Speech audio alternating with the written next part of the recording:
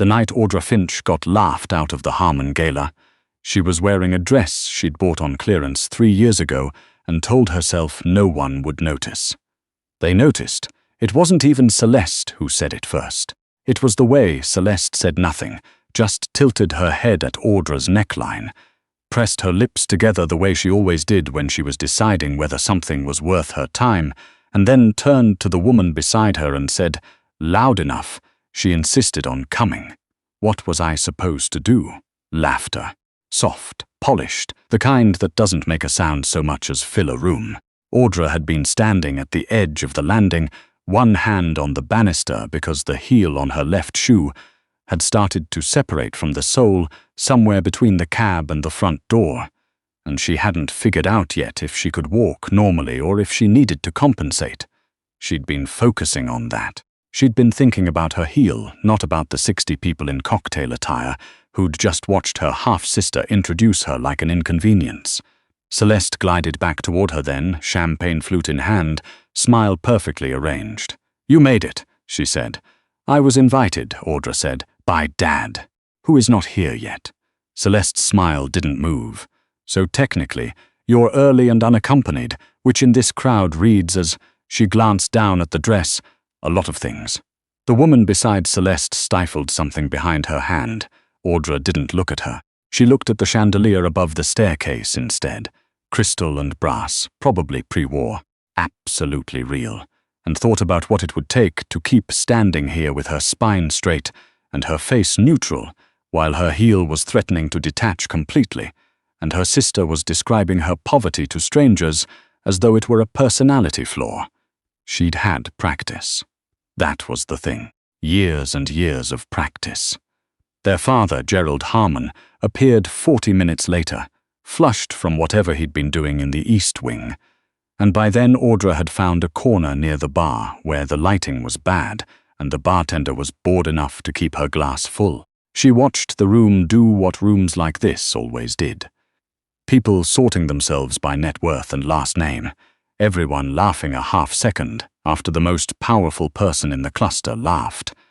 Everyone looking just slightly past the person they were talking to, in case someone more important walked in. She was good at watching rooms. It was, as it turned out, one of the only things she was good at that anyone had ever found useful. Her father found her at the bar. He looked older than the last time she'd seen him, which had been 8 months ago at a lunch he'd called to discuss her moving out of the apartment he technically co-signed for.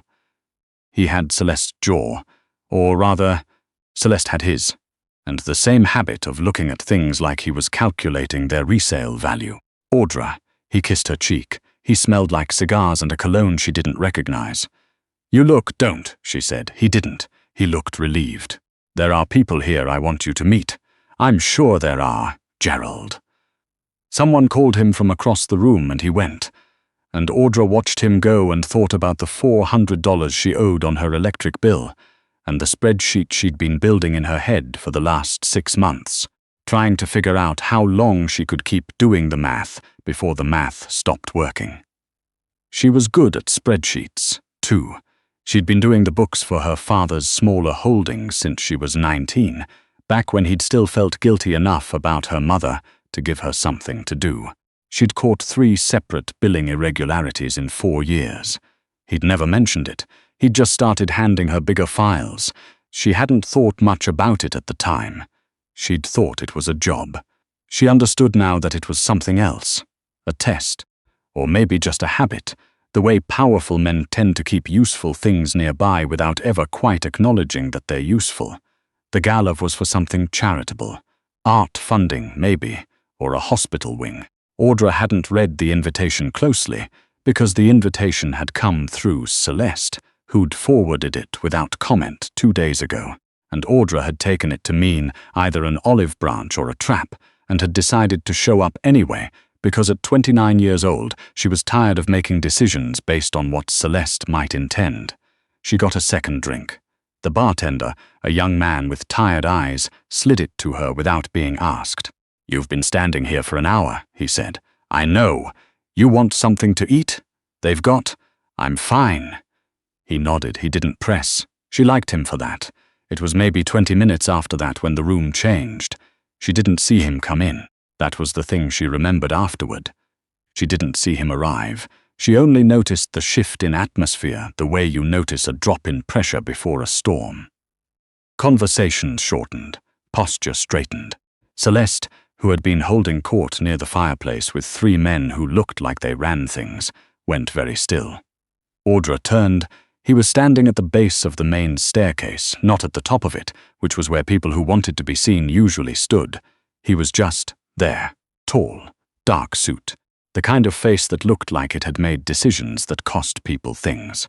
He had a jaw that suggested he'd taken a hit once or twice without going down, and there was something around his eyes, a flatness, a calculation, that didn't belong at a charity gala. He was flanked by 2 men who weren't quite bodyguards, or if they were very good at looking like they weren't. Someone near Audra said his name quietly, Fenn. She caught it in the way you catch a word that the room thinks is dangerous to say out loud, Fenn. She'd heard it before. She tried to remember where. The files. Her father's files. 18 months ago, maybe 2 years, there had been a name on a holding company document that she'd flagged because the transfer amounts didn't match the reported income by about $300,000. She'd put it in a note. She'd left the note in the file. She'd never heard back about it. Harwick and Fenn Associates. She looked at her father across the room. His face had gone the color of old paper. She looked back at the man at the base of the stairs. He was looking at her, not at Celeste, who was beautiful and carefully arranged and positioned precisely where the light caught her best. Not at the cluster of women near the champagne fountain who dressed to be looked at. At Audra, in her 3-year-old clearance dress with the separating heel, standing alone at the bar with a drink she'd been nursing for 20 minutes. She didn't look away. She'd learned a long time ago that looking away first was a kind of concession, and she was done making concessions she hadn't agreed to. He crossed the room. The crowd didn't part for him exactly, but it moved, the way water moves around something that doesn't yield. People stepped back without seeming to decide to. He didn't look at any of them. He stopped in front of her. Up close, he was larger than he'd seemed from across the room, and there were lines around his mouth that suggested something. Not age exactly. More like the kind of tiredness that comes from being awake for too many years in a row. He was older than her by at least a decade. Maybe more. You're Gerald's daughter, he said. One of them, Audra said. Something moved in his expression, not a smile. Something more like the recognition that a smile was possible, in theory, on some other occasion. Audra, she added, because she'd found that giving men like this her name before they asked for, it was a way of controlling something. Fenn, he said. I know. He looked at the glass in her hand. That's your 3rd. You've been watching me for 20 minutes. I've been watching this room, he said, and you've been watching it back. Audra said nothing. The heel of her shoe was definitely detached now on one side. She could feel it shifting. You know the books, Fenn said. It wasn't a question. Excuse me? Gerald's books. You've been doing them for. He paused. 6 years. How do you know that? He didn't answer. He glanced toward the bar, and the bartender materialized with water before Fenn had said a word. He set it on the counter near Audra's elbow without being asked, then found somewhere else to be. There's money missing, Fenn said. There's always money missing in my father's accounts, Audra said. He runs 6 overlapping expense structures with no coherent reconciliation system, and at least 2 sets of people he pays in cash who don't appear anywhere on record. Which piles specifically are you referring to? Fenn looked at her for a long moment. The Valdris accounts, he said, routed through the Bellhaven subsidiary. Starting about 14 months ago. Audra's hand tightened very slightly on her glass. She knew the Valdris accounts. She'd built the initial ledger structures herself, back when her father had asked her to set up a clean tracking system for some new partnership. She hadn't known what the partnership was. She'd just done the math. What kind of number are we talking about? She said. 8 figures. She put her glass down. Over 14 months, she said. Yes, that's not missing, she said. That's being moved. There's a difference. Fenn tilted his head very slightly. Explain. Missing is accidental. What you're describing, consistent, routed through a subsidiary over a year-plus time frame, that's a structure. Someone built a drain into the system. They've been bleeding it out slowly enough that it doesn't flag if you're not looking for it. She paused, which means either your oversight is bad or someone inside your operation is very good. Fenn was quiet for a moment. I have a team of analysts, he said. And they didn't find it. No, so you came here looking for someone outside the team. I came here, he said, for a different reason. And then I saw you. Audra looked at him steadily. She was trying to decide if she was being manipulated. The answer was probably yes. Men like this didn't do anything without a calculation behind it. But the calculation wasn't always unfavorable to her. Sometimes it just meant she had something they needed. I don't work for Mafia-adjacent operations, she said. I didn't say anything about Harwick and Fenn, she said. I did your filing documents 3 years ago. I noticed a discrepancy and put it in a note, and your name was on 4 of the 7 entities I couldn't reconcile. She picked up the water he'd had brought over and drank some of it. I'm not naive, Mr. Fenn. I just have bills. He looked at her for a long time after that. Long enough that Audra became aware of the room watching them. Celeste, specifically, who had turned from the fireplace group and was staring with an expression that was trying very hard to look unbothered. What do you need? Fenn said finally. To do what? To find it? Audra considered this. She thought about the electric bill. She thought about the spreadsheet in her head, the one she'd been running for 6 months, the one where the numbers kept not working out, no matter how many times she revised them. She thought about Celeste's face at the top of the stairs and the sound of polished laughter filling a room. Access to the full ledger system, she said. Not summaries, source documents. I need to see where it originated, not just where it landed. Done. And I work alone. No one in the room while I'm in the files. That's not how I... Those are my terms, she said. Or you find someone else, which you've apparently already tried. Fenn's jaw tightened fractionally. It was the first sign of something that might have been frustration, though on his face it looked more like a recalibration. Agreed, he said. One more thing. She looked at him directly. Whatever I find, I'm not cleaning it up. I'm finding it. What you do with it after is your business, not mine. I'm not your fixer. I don't need a fixer, he said. I need someone who can read what someone else tried to hide. Then we have an understanding. He nodded. Once, precisely, the way men like him nodded when they'd decided something. Across the room, her father was watching them with an expression she couldn't quite read from this distance. Alarm, maybe. Or something older than alarm.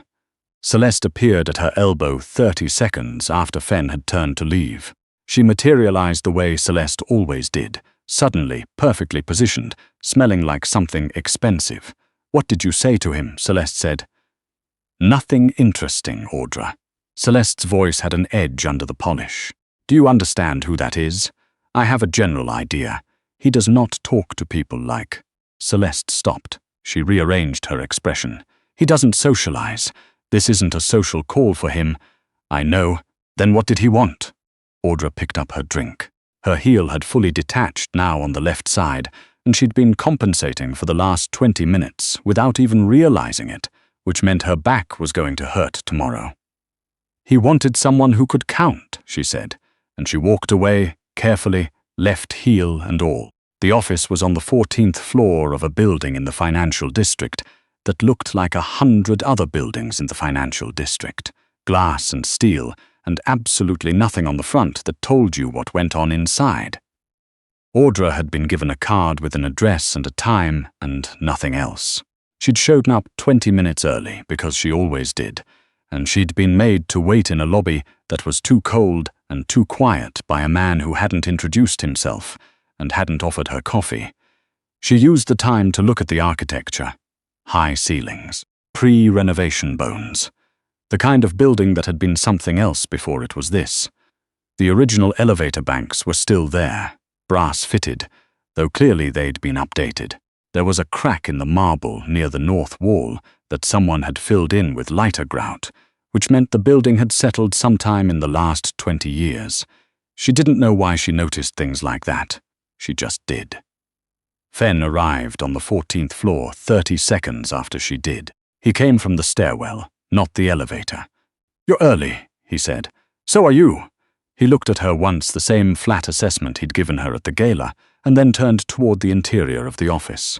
She followed. It was a large room, long tables, multiple screens, filing systems that were physical, not just digital, which meant whoever had built this operation was old enough to not entirely trust servers. Audra liked that. She felt better about systems that had paper backups. There was one other person in the room, a man named Overton, who was introduced briefly and then dispatched somewhere else. Fenn was as good as his word, then. She'd work alone. He set her up with access credentials that took about 3 minutes to initialize. And then he pulled a chair back from the main table and sat down in it with the careful, deliberate movement of someone whose knees bothered them, though he was clearly trying not to make a thing of it. She noticed. She didn't say anything about it. "The primary account structure is through Valdris," he said. "The Bellhaven entity feeds into 4 separate. I'll find it," she said. He stopped. "You haven't even opened the— Give me 2 hours," she said. "Then come back." He looked at her with that flat, assessing expression. 2 hours, he said, maybe less. He left. She sat down, pulled the system toward her, and started at the beginning. It took her 40 minutes. Not because it was easy. It wasn't. Whoever had built the drain was good. They'd used a technique she'd seen once before in an entirely different context, routing small fractions through a legitimate operating expense category and then aggregating them in a holding entity that looked, on paper, like a vendor account. The vendor was real. The invoices were real. But the amounts had been inflated by a precise percentage, 4.7%.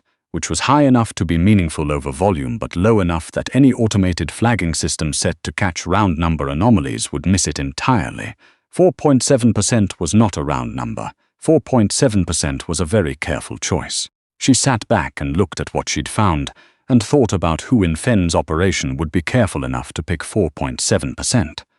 Someone with a statistics background, probably, or someone who'd learned from someone with one. This was not an amateur's work. She started pulling the vendor account records. The invoices went back 16 months, not 14, which meant Fenn's analysts had missed the first 2 months entirely, possibly because the amounts were smaller in the beginning. A test run. Whoever's this was, they'd started cautiously and gotten bolder when no one flagged it. That told her something too. She was still working through the vendor contact chain when she heard the door behind her. "It's been 40 minutes, Fenn said. "I said maybe less." He came to stand beside the table. Not behind her, beside her, which she appreciated, because people who looked over your shoulder while you worked were people who didn't actually trust you to work. "You found something," he said. "I found where it went," she said. "I know the mechanism.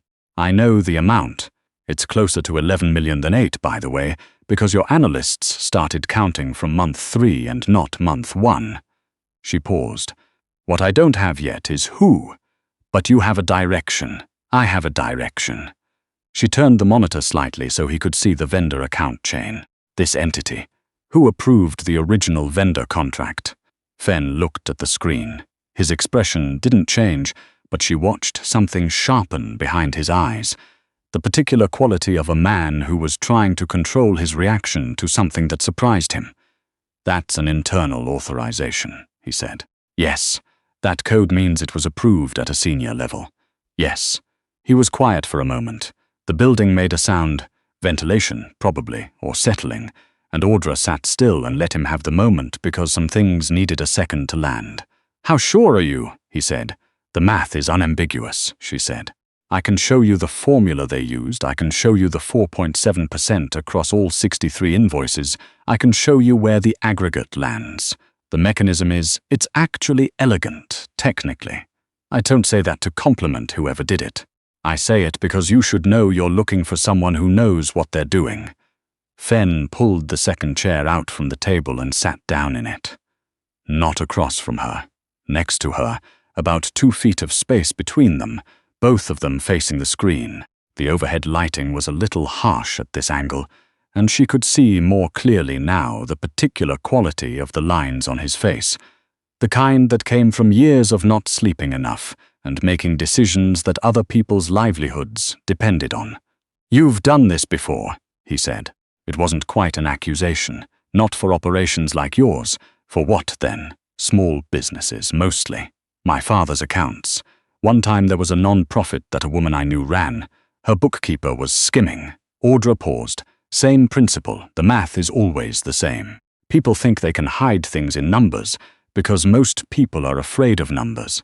But numbers are actually the most honest thing in the room. They don't have feelings. They don't lie. They just sit there being exactly what they are. Fenn looked at her. "Most people find that cold," she said. "I find it useful," he said. "I know. That's why I'm here." They sat for a moment. Outside the window, the city moved through its afternoon. Traffic, construction somewhere, the geometry of other buildings' windows. "You didn't ask what I was going to do with the information," Fenn said. "No? Why not?" "Because I already told you that's not my department," she said. "And because you're going to do whatever you were going to do regardless. My knowing the details doesn't change the outcome, it just makes me complicit in the planning, which is not what I agreed to." "Complicit," he said. "I'm aware of what your operation is," she said.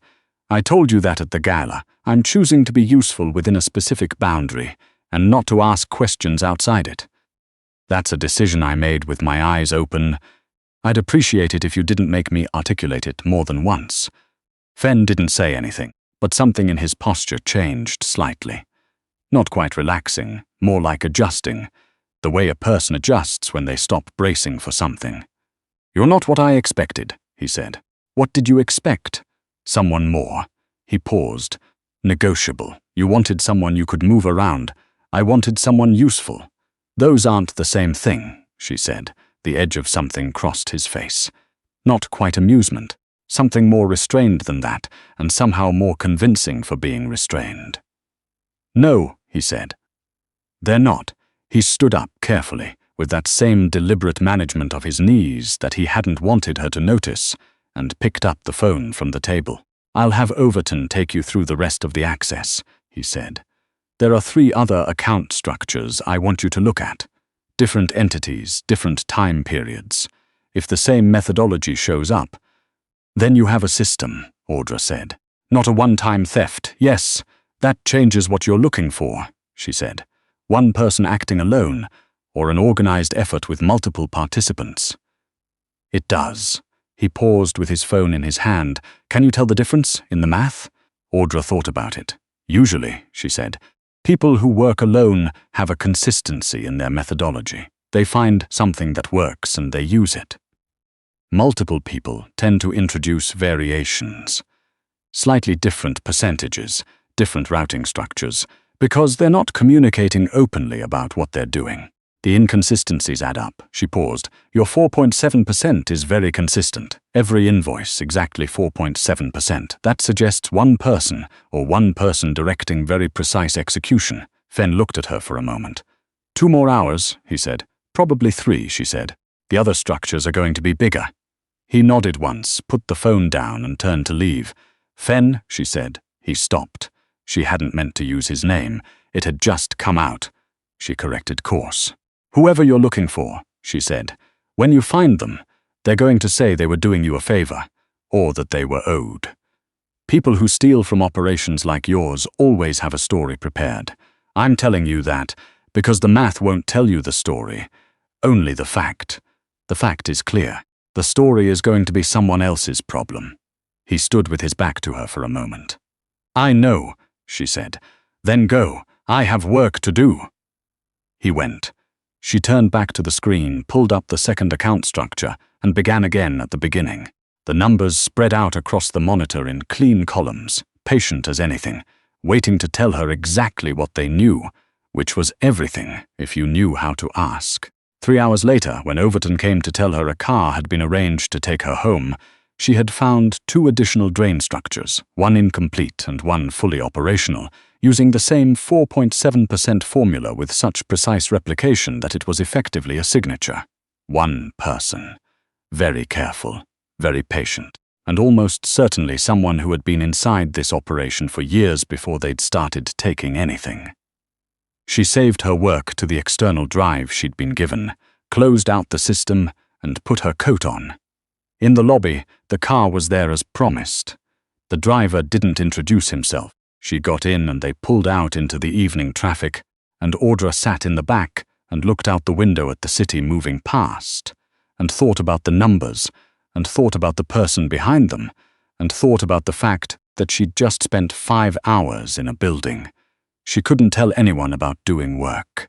She couldn't describe for a man whose name was the kind that made polished rooms go quiet, and she thought about the Gala and Celeste's face, and the sound of that particular kind of laughter, soft, careful, the kind designed to leave a mark. She thought about what it meant that Fenn had crossed a room full of better options and stopped in front of her. She didn't think it meant what the romance novels would suggest. She wasn't naive enough for that. He'd been doing what men like him always did, finding the thing in the room that was useful and putting it to work. She understood that. She didn't resent it. She'd done the same thing herself, in smaller ways, in smaller rooms. But she sat in the back of that car in the evening traffic, and she thought about the way he'd said they're not the same thing. Useful and negotiable, and the way something in his face had shifted when she'd held her ground on her terms. And she thought, he was surprised. She'd surprised him. A man like Fenn, who planned everything, who walked into rooms already knowing what everyone in them was worth to him, who had analysts and operations and 14 floors of infrastructure. She had managed to give him something unexpected. The car stopped in front of her building. The driver waited while she gathered her bag. She got out into the November air and stood on the sidewalk for a moment. Her phone buzzed. A text from an unknown number. The third structure. There's a fourth. Come back tomorrow. She stood there in the cold reading it. She thought about the electric bill. She thought about the math, the patient math, always there to be done, always honest, always waiting. She typed back, same time. Put her phone away, walked inside. The fourth structure, she thought, would be the largest, the most careful, the most revealing, and she would find what was in it, the way she found everything. By starting at the beginning and letting the numbers be exactly what they were. That was the thing about numbers. They didn't care who found them. They just waited, patient and precise, for someone who wasn't afraid to look.